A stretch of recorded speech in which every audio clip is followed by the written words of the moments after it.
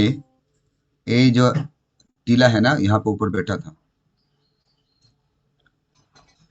भगवान की इतना सुंदर रूप दर्शन करके देवता लोग बहुत आनंदित हुआ था, आनंद सागर से भरा था।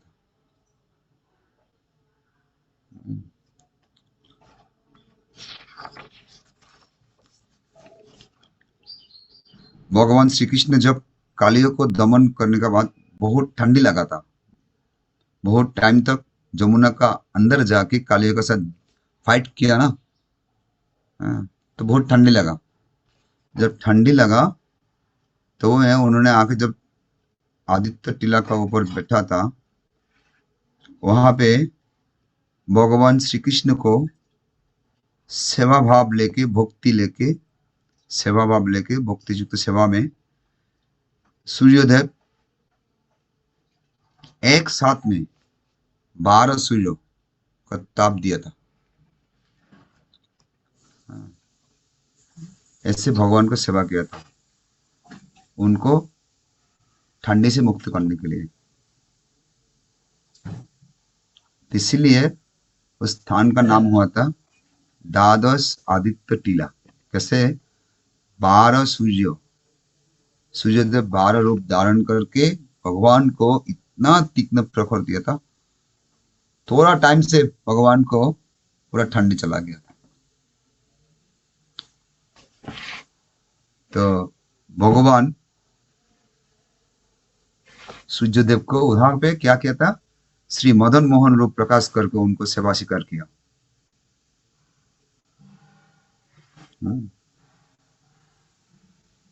तो यही द्वादश आदित्य टीला का महत्व वर्णन से श्री वराह पुराण में बताया थे। वराहदेव द्वादश आदित्य टीला में जो कोई इस तीर्थ में स्नान करने के लिए आएगा तो द्वादश इस स्थान को दर्शन करने के बाद सूर्यलोक को प्राप्त होगा और परम आनंद भी मिलेगा। रविवार को संक्रांति का तिथि में जो आके वहां पे नहाएगा, उसका सारे मनोवासना संपूर्ण हो जाएगा। ऐसे दादा आदित्य टीला के बारे में वराह पुराण में वराहदेव स्वयं बताया था। ये स्थान बहुत महत्वपूर्ण। और इसका बाद क्या हुआ था? एक तीर्थ है प्रस्कंदन तीर्थ। क्या है उधर? ये द्वादश आदित्य टीला का बाद है, थोड़ा सा साइड में है। वहां पे क्या हुआ था? जो भगवान को सूर्यदेव इतना प्रखर ताप दिया था, उनको तो ठंडी चला गया था और उनको गर्मी आ गया था। गर्मी आकर उनका शरीर से पसीना निकाला। जो पसीना निकाला, वो पसीना एक जगह में होके वो पसीना जाके जमुना के साथ मिला था। जो मिलने के बाद ये एक महातीर्थ का प्रकाश हुआ था। इसका नाम है प्रस्कंदन तीर्थ। उनका पसीना से एक तीर्थ का प्रकट हुआ था। और वो पसीना जब निकाला, भगवान का शरीर से क्या मिलता है? हम लोग को थोड़ा श्रम करने के बाद क्या पसीना निकलता है? गंध निकलता है ना, दुर्गंध निकलता है। और भगवान का शरीर से जो पसीना निकलता, सुगंध निकलता। हाँ, भगवान श्री गोविंद को शरीर बहुत कोमल थे, बहुत सुंदर से, और उनसे शरीर से सुगंधी का राशि से पसीना निकाला। यह है स्पंदर तीर्थ, प्रस्कंदन तीर्थ। इसका बारे में वराहदेव बता रहा है, जो इस तीर्थ सारे पाप को नाश करके जो आएगा उसका जिंदगी में बहुत अच्छा होगा, शुभ होगा। और यहाँ पे जो नहाएगा उस व्यक्ति को सारे पाप विमुक्त हो जाएगा। और यहाँ पे जो हैं। अंतिम टाइम में यहाँ पे जो इधर से विदाई लेते हैं, शरीर छोड़ते हैं, प्राण त्याग करते थे, तो भी उनको निश्चित वराहदेव बता रहे हैं उसको धाम में आ सकते हैं। इतना पावरफुल है। इसलिए इस प्रस्कंदन तीर्थ भगवान कालियों को दमन करने के बाद दो तीर्थ प्रकट हुआ था, जहां पे उनको ठंडी चला गया और जहां पे गर्मी पसीना निकाला। दो तीर्थ प्रकट हुआ। क्या क्या है? द्वादश आदित्य टीला और प्रस्कंदन तीर्थ। इसका बाद भी आएगी तो हम लोग को क्या मिलेगा? सनातन गोस्वामी का समाधि मिलेगा। वहां पे गोस्वामी पाद अंतिम टाइम से क्या किया था? सारा दिन रात उन्हें नींद नहीं आता था, राधा मदन मोहन को स्मरण करते थे अंतिम समय में। इसलिए हम लोग इतना भजन क्यों करते थे? जो हमारा अंतिम टाइम में भगवान का स्मरण कर सके। तो सनातन गोस्वामी इतना प्यार से भगवान को सेवा किया, इसलिए अंतिम टाइम में उन्होंने भगवान श्री श्री राधा मदन मोहन को स्मरण करने लगा।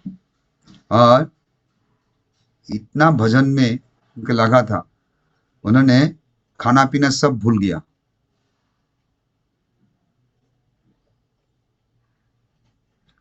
तो भगवान श्री कृष्ण गोपाल मूर्ति होके आके उनको दूध पान कराते थे। किसको? सनातन गोस्वामी को। भगवान खुद आके गोपाल मूर्ति रूप लेके हैं,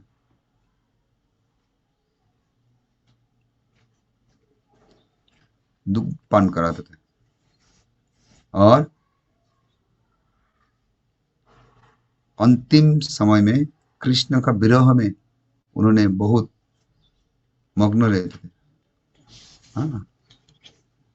और उन्होंने भगवान के पास प्रार्थना किया था, नाभिनन्दामि मरणम नाभिनन्दामि जीवितम कालमेव प्रतीक्षेऽहं निर्देशम भूते को जैसा। बोलते हे भगवान, मैं जीवन नहीं चाहता हूँ, मरना भी नहीं चाहता हूँ, मैं आपको दास हूँ, आपका आदेश के लिए मैं वेट कर रहा हूँ।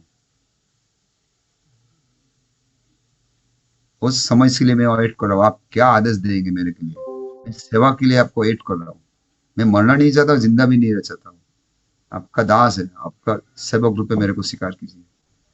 ए सनातन गोस्वामी भगवान के पास प्रार्थना किया अंतिम समय में। सनातन गोस्वामी को ब्रजवासी लोग क्या बोलते थे? बड़ गोसाई, इस नाम से पुकारते थे। तो द्वादश आदित्य टीला का घाट जो है ना, उसका सनातन गोस्वामी का समाधि मंदिर विराजित है। इसका बाद आएगा क्या? जुगल घाट। बहुत महत्वपूर्ण है। क्या है? जुगल घाट क्यों नाम हुआ था? और द्वादश आदित्य घाट का उत्तर दिशा में इस घाट विराजमान है। जो भगवान श्री कृष्ण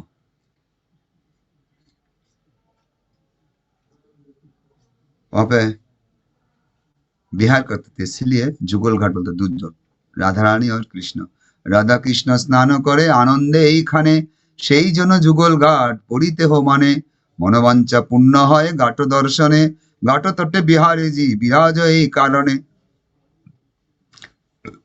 उस घाट में राधा कृष्ण एक साथ में नहाते थे, आनंद भी लेते थे, इसलिए इस घाट का नाम हुआ था जुगल घाट। और इस घाट में कोई जाके नहाएगा तो उसका सारे मनोवांछा पूर्ण हो जाता था। घाट दर्शन भी नहीं नहाते थे तो दर्शन करेगा तो भी मनोवांछा पूर्ण होता। इसलिए इस घाट का पास है भगवान बिहारी जी उधर विराजमान है। राधा रानी और श्री कृष्ण दोनों से विराजमान है। एक मंदिर है छोटा, अच्छा है। और इसका बाद क्या है? अंधेर घाट। जमुना का घाट एक एक घाट में जा रहा है। अंधेर घाट। अंधेर घाट क्यों हुआ था? वहां पे गोपी लोग को साथ भगवान श्री कृष्ण ऐसे आग बनकर, अंगूठी लेके आग बन करके, क्या लुक लुका निकला बोलता है, हैं। जो एक आंख बंद कर देगा, दूसरा लोग अलग अलग अलग जगह में छुप के बैठते थे, और आंख खुलने के बाद उन सबको हैं, जाके ढूंढ के ले आते। तो ऐसे क्या हुआ था, गोचारण में जाके भगवान गोपीगण के साथ ऐसे खेला किया था, शुरू किया। गोपी एक दूसरा गोपी को अंगूठी से आंख को बंद कर देते थे। तभी सारे सखी लोग क्या करते थे, जमुना तीर में सारे जंगल है ना, वहां पे जाके चुप हो जाते थे। हैं? और गोपी लोग क्या करते, जब आंख खोल देते थे, थोड़ा टाइम का अंदर सब लोग को पकड़ लेते, निकाल लेते। तो ऐसे करते करते तो भगवान श्री कृष्ण का टाइम आ गया। अभी क्या किया, तो उनको आग बंद कर दिया। बंद करके गोपी लोग जमुना का जो जंगल है ना, इतना दूर दूर जाके तुरंत चुप करके बैठा है, जब कृष्ण को इसको ढूंढने के नहीं मिलते थे। ऐसे सब लोग अंदर जाके चुप हो गया, और भगवान श्री कृष्ण को जो नेत्र खोल दिया, तभी उन्होंने सबको बार बार ढूंढ रहा है, किसी को नहीं मिल रहा है। लास्ट में भगवान पराजय स्वीकार किया था। हाँ, और सारे गोपी लोग जंगल से निकाला, हंसते हंसते निकाला। हाँ, इसीलिए कोई डिवोट उधर जाएगा तो क्या करते थे, जोर से हंसते रहते, हा हा हा हा, खुशी से। कृष्ण पराजय स्वीकार किया ना गोपी लोग को साथ, इसलिए गोपी लोग अंदर से निकाल के हंसते लगा। हाँ, इसलिए इस नाम हुआ था, स्थान का घाट का नाम है अंधेर घाट। हाँ,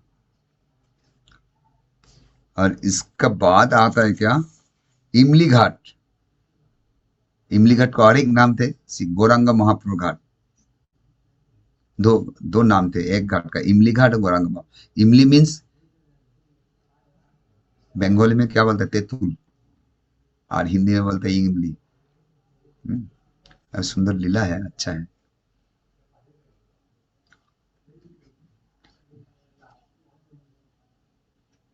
वहां पे एक मंदिर भी है, 5500 साल का बहुत पुराना मंदिर थे। वहां पे एक इमली पेड़ भी है, इसलिए उस पेड़ का नाम से नाम दिया था इमली घाट। यहाँ पे भगवान श्री कृष्ण का क्या लीला हुआ, और महाप्रभु का भी लीला हुआ था। हाँ, थोड़ा टाइम लेंगे, आपसे धीरे से सुनिए। द्वापर युग का लास्ट में भगवान श्री कृष्ण श्रीमती राधा रानी का विरह से इस इमली पेड़ का नीचे आके उन्होंने श्री राधा नाम जप किया था। क्यों जप किया, इसका पहले कोई कारण है। क्या कारण है, रसिक शेखर श्री कृष्ण एक दिन जमुना तीर में ब्रज गोपी का साथ रास लीला, रस आस्वादन के लिए मग्न हो गया था। किसके साथ, गोपी लोग के साथ। उन्होंने गोपी लोग के साथ इतना प्रेम से रास लीला कर रहे, उन्होंने राधा रानी का बारे में भूल गया।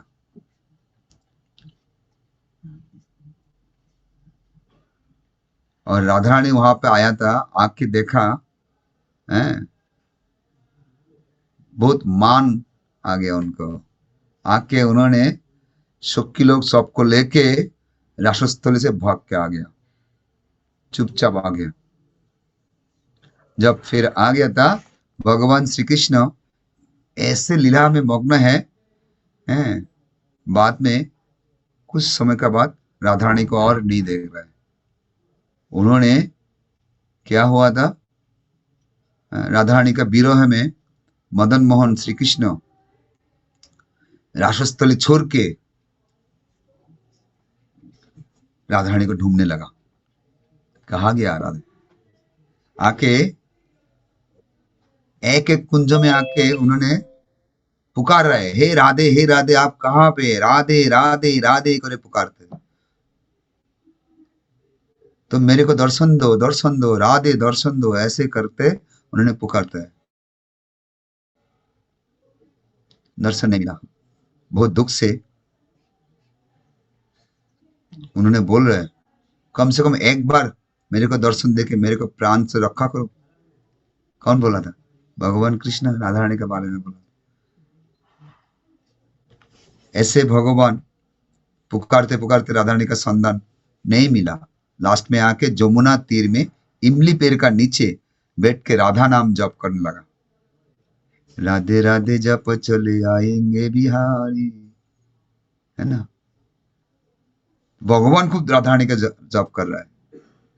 वृंदावन में एक ही धारा है, राधा रानी का जो नाम लेते ना कृष्ण संतुष्ट होकर पास भी आ जाता है, और कृष्ण को नाम लेंगे तो बरसना में राधा रानी खुद प्रकट हो जाते हैं। तो यहाँ पे क्या हुआ था, राधा रानी का ढूंढ के नहीं मिला, तो भगवान खुद राधा का नाम जप करना शुरू किया। भगवान कृष्ण जहां पे नजर दे रहा है वहां पे सब राधा रानी को देख रहे हैं, राधा रानी को भाव से उन्होंने मग्न हो गया, राधा राधे राधे राधे राधे नाम जप करने लगा। चारों तरफ राधा के भाव देख रहे हैं, राधामय दर्शन हो रहा है। ऐसे रूप दर्शन करते करते तन्मय होके श्री कृष्ण राधा भाव से क्या हो गया, श्री गौरांग रूप धारण किया था। कौन सा रूप? उनका गौर रूप धारण हो गया। तो विप्रलंब, ऐसे बोलते कि विप्रलंब भाव, विप्रलंब रस से आस्वादन करके महानंद समाधिस्थ हो गया था। भगवान कृष्ण गौरांग रूप से समाधिस्थ हो गया। अभी क्या हुआ था, राधा रानी तुरंत आ गया सखी लोग के साथ, आके वहां पे देख रहे गौरांग रूप दर्शन किया। अरे इतना सुंदर रूप दर्शन होके उन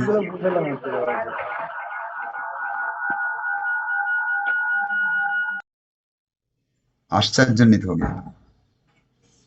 और इसके बाद सखी लोग जाके श्रीमती राधा रानी को बोला तुम पास में जाओ, नहीं तो कृष्ण का चेतना वापस नहीं आएगा। तो जब कृष्ण का पास गया था, राधा रानी उनको थोड़ा स्पर्श किया था। स्पर्श होने के बाद भी भगवान श्री कृष्ण चकित होके उनका चेतना वापस आ गया। इसलिए राधा के बारे में तो उन्होंने अचेतन हो गया ना, सेंसलेस हो गया। तो अनंतर सखी लोग के साथ भगवान श्री कृष्ण राधा रानी को दर्शन किया, और दर्शन होने के बाद सखीगण दोनों को एक साथ में करके जुगल दर्शन करके सखी लोग बहुत खुशी। और यही है पहले गौरांग चैतन्य महाप्रभु गौर लीला पहले सूचना था। कहा से? इमली तला से। कब हुआ था? कृष्ण लीला में, गौर लीला में, कली युग में नहीं, दापर युग में पहले गौरांग रूप का लीला पहले शुरू किया था, गौरांग महाप्रभु का लीला।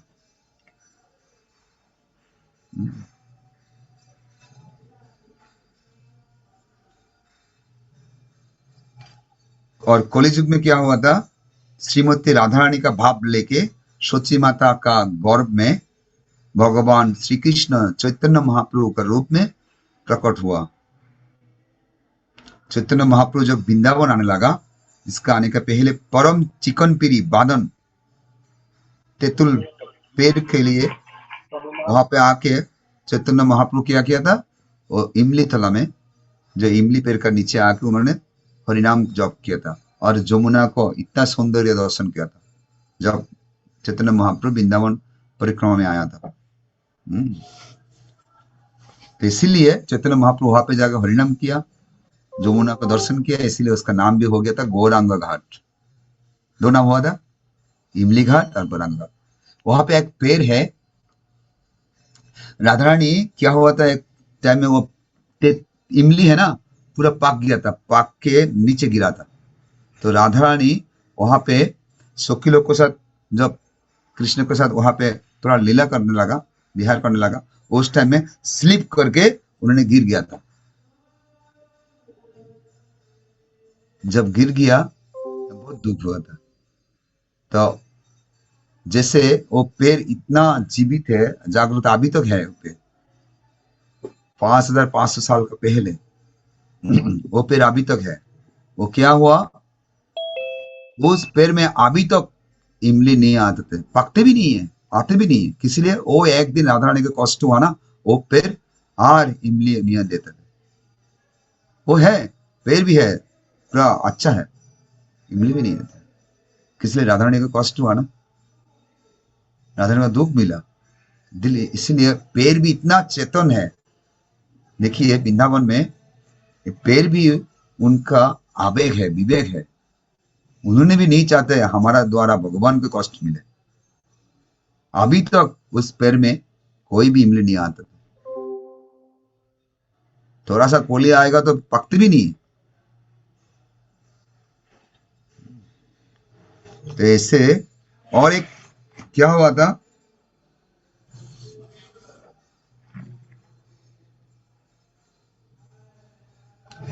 अक्रूर घाट से बहुत भीड़ है, इसीलिए चैतन्य महाप्रभु वृंदावन में आके इमली पेड़ का नीचे उन्होंने दोपहर तक नाम कीर्तन किया। एक दिन वृंदावन वासी कृष्णदास एक राजपूत केशी तीर्थ स्नान करके कालिया दमन घाट में जाने के टाइम में अचानक उन्होंने इमली तला आया था, आके चैतन्य महाप्रभु दर्शन मिल गया कृष्णदास को। वृंदावन वासी कृष्णदास राजपूत थे। तो राजपूत कृष्णदास चैतन्य महाप्रभु का इतना सुंदर रूप दर्शन किया और अपूर्व कृष्ण प्रेम अवलोकन होके उन्होंने चमत्कृत हो गया। तो महाप्रभु को दर्शन हो, इतना अच्छा लगा ना दर्शन कर। तो राजपूत कृष्णदास चैतन्य महाप्रभु को प्रणाम किया है और महाप्रभु इसको पूछा था, तुम कौन हो, तुम कहाँ रहते हैं। राजपूत कृष्णदास चैतन्य महाप्रभु का जो इतना माधुर्य कंठ सुर सुना था कान में, उन्होंने सोच रहे कृष्ण को वंशी ध्वनि जैसे आता ना, सिर्फ ऐसे भी उनको कर्ण इंद्र में चैतन्य महाप्रभु का आवाज आया था।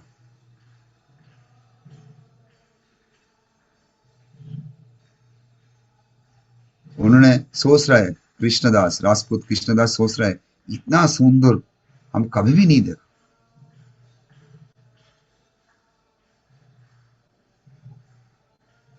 तो कृष्णदास सोचने लगा ये साक्षात कृष्ण है और कोई भी नहीं होगा, यही साक्षात कृष्ण है। उसका मन में ऐसे सोचने लगा और उन्होंने चैतन्य महाप्रभु बता रहे, मैं पिछला दिन स्वप्न देखा,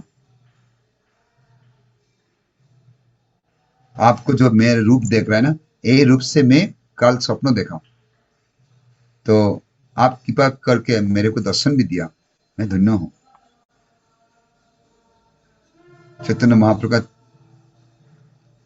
दंडवत प्रणाम किया। उन्होंने बता रहे मेरा जाति है राजपूत, जमुना नदी का किनार में मेरा घर है। वैष्णव को सेवक होने का मेरा बहुत इच्छा है। क्या इच्छा है राजपूत का? वैष्णव को सेवक दास होने का मेरा इच्छा है, भगवान का दास नहीं। देखिए भक्ति का लक्षण, भक्ति का भाव क्या है। जो भक्त है ना, से भगवान का दास स्वीकार नहीं करते, भक्त का दास स्वीकार करते थे। भक्त का दास क्या होता है, चैतन्य महाप्रभु खुद बताया था, मैं सन्यासी नहीं हूं, मैं वानप्रस्थ नहीं हूं, मैं गृहस्थ नहीं हूं, मैं ब्रह्मचारी नहीं हूं, मैं ब्राह्मण नहीं हूं, मैं क्षत्रिय नहीं हूं, मैं वैश्य नहीं हूं, मैं शूद्र भी नहीं हूं। मेरा परिचय क्या है? गोपी भट्ट कमल दासानु दासानु दास। यही हमारा परिचय है। हम लोग भक्त का दास का दास, दास का दास अनुदास होना चाहिए।